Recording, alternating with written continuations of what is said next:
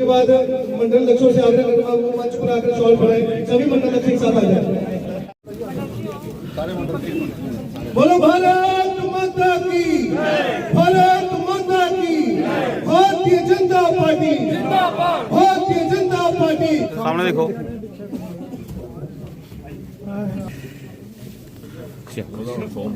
माता की धन्यवाद। अब मैं अपनी बहन इस जिला की जिलाध्यक्ष सबसे पहले तो मैं सभी मंडल अध्यक्षों से निवेदन करती हूँ, आपकी फ्रंट लाइन पे चेयर पे आपकी जितनी लगी है, नंबर 1 पे कठुआ मंडल है, नदी मंडल है, लखनऊ मंडल है, आगे सीरीज बाई आपकी सीरीज पूरे 10 के 10 मंडल प्रधान हैं, उनकी टीम, उनके मंडल के कार्यकर्ता हैं, हमारे बहुत ही सीनियर लीडर्स हैं, इस तरह हमारे जिला की पूरी टीम है। आप सभी का इस पहली बार जो जनता दरबार लगे हैं माननीय डॉक्टर जितेंद्र सिंह जी के नेतृत्व में, वो हम सबका आज बात सुनेंगे। जे बात बोल रहे थे डॉक्टर साहब, माननीय प्रधानमंत्री जी, डॉक्टर साहब माननीय प्रधानमंत्री जी, उनकी बात को हम हर महीने सुनते हैं। आज हमारे सांसद जी कार्यकर्ताओं की मन की बात सुनेंगे, इसलिए जोरदार तालियों से उनका स्वागत कीजिए। और एक बात मैं सभी से निवेदन कर रही हूँ, कोई जरूरत नहीं है, पहले मंडल अध्यक्ष अपने मंडलों की बात रखेंगे, उसके बाद हमारे जिला कठुआ की जो विकास के कुछ इशू हैं उनके लिए भी हमें 10-12 जो कार्यकर्ता सीनियर वो भी एक मुद्दे पर बात रखेंगे। तो अब मैं महामंत्री राजेश जी से निवेदन करती हूँ कि कृपया आगे मंच संभालिए। आप परिचय कराऊंगा मंच पर आसन आप सब जानते हैं, हम सबके प्रिय नेता डॉक्टर जितेंद्र सिंह जी, और जिनका दूसरा नाम विकास पुरुष, जिन्होंने बहुत सारे कार्य हमारे कठुआ केले के लिए जो कि आने वाली सदियों में याद रखे जाएंगे, इतिहास में लिखे जाएंगे। जोरदार तालियों से उनका स्वागत किया जाए। डीडीसी के चेयरमैन कर्नल महान सिंह जी, जोरदार तालियों से स्वागत किया जाए। उनके साथ हमारी जिला की जिलाध्यक्षा बहन उपदेश रोत्रा जी, जोरदार तालियों से स्वागत किया जाए। उन्हीं के साथ हमारे डीडीसी के वाइस चेयरमैन श्रीमान रघुनंदन सिंह बबलू जी, जोरदार तालियों से स्वागत किया जाए। उनके साथ हमारे हीरानगर के पूर्व विधायक श्रीमान कुलदीप जी, उनका तालियों से स्वागत किया जाए। और मंच पर बैठे तमाम मेरी बड़ी बहन रेखा जी, जो कि महिला मोर्चा की राष्ट्रीय सचिव हैं, जोरदार तालियों से स्वागत किया जाए। नहीं, वैसे तो आपने देखा होगा कि गत 2-3 वर्षों में हमने ये परंपरा शुरू की है, एक क्रम जगह जगह पर जनता दरबार लगाने का, और इस सिलसिले में हम जिला स्तर पर भी बैठे हैं, ब्लॉक स्तर पर भी, पंचायत तक। हाल ही में सीमा रेखा के पार भी इस प्रकार का दरबार लगाया गया। तो आज ये सभी साथियों का सुझाव था कि हम कठुआ स्थित बीजेपी कार्यालय के परिसर में ही इस प्रकार के दरबार का आयोजन किया जाए, ताकि हमारे अपने जो कार्यकर्ता हैं, हमारे जो अपने पदाधिकारी हैं, उनको भी अवसर है कि वो अपनी अपनी बात रख सके, अपने अपने क्षेत्र के लोगों को जिनके वो प्रतिनिधित्व करते हैं उनको ला सके। तो उसी सिलसिले में आज हम यहाँ बैठे हैं। हमारे साथ यहाँ हमारी अध्यक्ष उपदेश जी हैं, हमारे जिला परिषद के अध्यक्ष कर्नल साहब, उपाध्यक्ष बबलू जी, देवराज जी, एमएलए साहब, डॉक्टर साहब, और बाकी हमारे सारे के सारे वरिष्ठ नेता इस जिला के हैं। और शासनिक तौर पर ये कठुआ जिला है, लेकिन संगठनात्मक दृष्टि से कठुआ में 2 जिलों की रचना की गई है। जो पहाड़ी जिला जिसमें कसोली और बिलावर भी शामिल है, उसके भी हमारे कुछ प्रतिनिधि यहाँ पर शामिल हैं। ये क्रम इस भावना से शुरू किया गया था कि बहुत सारे ऐसे विषय रहते हैं, क्योंकि ठीक इसके बाद हमारी एक बैठक जिला प्रशासन के साथ रहेगी। तो अलग अलग स्वरूप में इस प्रकार के आयोजन किए जाते हैं। कभी कभी जिला के अधिकारी अधिकतर जो हमारे बाहर दरबार रहते हैं फील्ड में, उसमें हमारे डीसी साहब और अन्य उच्च अधिकारी साथ बैठते हैं, पुलिस के भी। चूँकि ये बीजेपी कार्यालय में है तो शायद उनका बैठना इस प्रकार से मुनासिब ना रहता, लेकिन इसके तुरंत बाद एक बैठक हमारी जिला प्रशासन के साथ होगी, इसी वो वहाँ रखे जाएंगे। बहुत सारे ऐसे विषय होते हैं, क्योंकि हमारे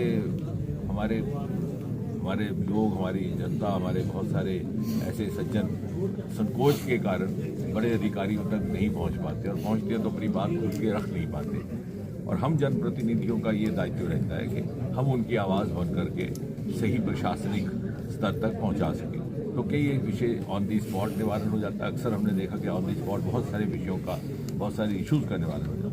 जो नहीं होते उसका फॉलोअप करने का एक पद्धति तय की जाती है। जो पिछले विषय आए होते हैं उनका भी अपडेट लेने का एक क्रम रहता है। अब कठुआ को लेकर के आज की उदाहरण के तौर पर एक बहुत बड़ा जो सबके लिए केंद्र से राशि आई है, बाढ़ से जो क्षति पहुंची थी या फ्लैश फ्लड से, उसके कारण जो यहाँ क्षति पहुंची है मकानों को, सड़कों को, उसके रख रखाव के लिए जिला प्रशासन ने क्या योजना बनाई है, इस बैठक के तुरंत बाद उसका भी जायजा लिया जाएगा।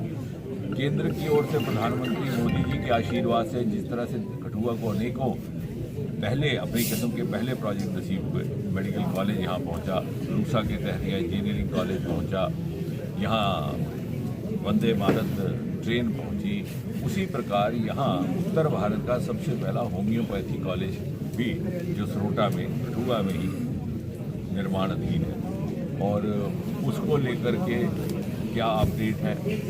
ज़मीन उसकी एक्वायर करने का एक विषय था, वो लगभग हो चुकी है, उसको लेकर के बात होगी। सीड प्रोसेसिंग प्लांट भी उत्तर भारत का सबसे पहले यहीं पर हमारा एक काम थे जो थाना का पुल था जो 10 वर्ष से रुका पड़ा था, उसको फिर से काम शुरू किया गया। वहाँ पर कुछ कंट्रैक्टर की वजह से विलम्ब हुआ था, उसकी क्या स्थिति है। और हमारे मेडिकल कॉलेज में टाटा मेमोरियल सेंटर जिसके साथ मेरा संबंध है, एटॉमिक एनर्जी विभाग के तहत वो काम करता है, उसके सौजन्य से जम्मू कश्मीर में मुझे लगता है कि पहली बार किसी अस्पताल में, कठुआ जी गवर्नमेंट मेडिकल कॉलेज में कैंसर केयर की व्यवस्था स्थापित की गई थी, डे केयर की। अब हमारा हमारा प्रयास भी है और कल्पना भी है कि उसको अगले स्तर पर ले जा करके रेडिएशन इत्यादि की भी व्यवस्था की जाए। तो कठुआ मुझे लगता है चूँकि इसकी इंडस्ट्री के लिहाज से, चूँकि एक भौगोलिक दृष्टि से भी इसका बड़ा महत्व है, ये 3-4 प्रदेशों से मिलता है, पंजाब, हिमाचल प्रदेश, जम्मू कश्मीर, और आने वाले समय में एजुकेशन का हब भी रहेगा और व्यापार का बहुत बड़ा हब रहेगा। रोजगार के लिए इंडस्ट्रियल बायोटेक पार्क, आपको जानकर के खुशी होगी कि वहाँ हमने इंक्यूबेशन सेंटर, प्रति वर्ष 15 स्टार्टअप बाहर निकलेंगे, ताकि 5 वर्षों में लगभग 20 से 25 एंटरप्रेन्योर, और हमें उस दिन भी जाकर के वहाँ देख कर के गाँव देहात से छोटे बालक बालिकाएँ वहाँ पर आकर के अपने प्रयोग कर रहे हैं, काम कर रहे हैं। उनको हर तरह की तकनीकी एवं आर्थिक सहायता सरकार की तरफ से उपलब्ध करवाई जा रही है, और एक रोज़गार का एक अलग विकल्प सरकारी नौकरी से हट कर के उनके सामने आया है।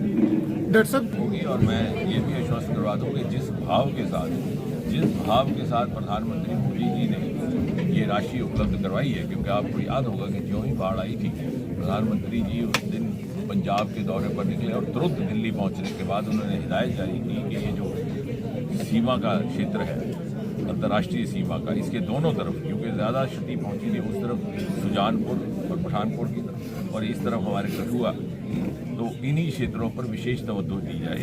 उसके बाद हमारा यहाँ पर काफ़ी समय तक आना जाना भी रहा, यहाँ के दोनों तरफ के अधिकारियों से बात हुई, उस तरफ के भी और इस तरफ के पंजाब के, जम्मू कश्मीर, और उसके उपरांत जो सूची बनाई गई थी प्रशासन के द्वारा क्षति को लेकर के या जो नुकसान हुए उसके आधार पर ही एलोकेशन हुआ है, और हमें विश्वास है कि इसका उसी दाम में इस्तेमाल होगा जिसके लिए ये निर्धारित की गई है, और ये इस तरह से हो, ये सुनिश्चित करने के लिए हम सब सतर्क भी रहेंगे, और डीसी साहब और बाकी अधिकारियों की जवाबदेही भी है। उन्होंने भी बताया था कि जल्दी जो है इनके लिए जो है नए निवास स्थान बनाए जाएंगे।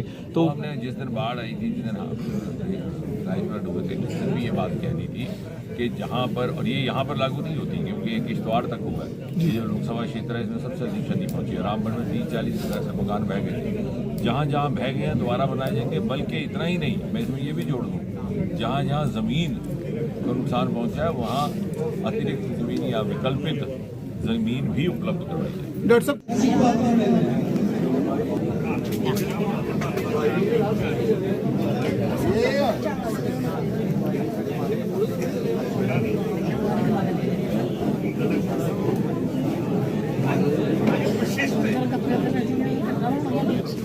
मोहित का किया हुआ है।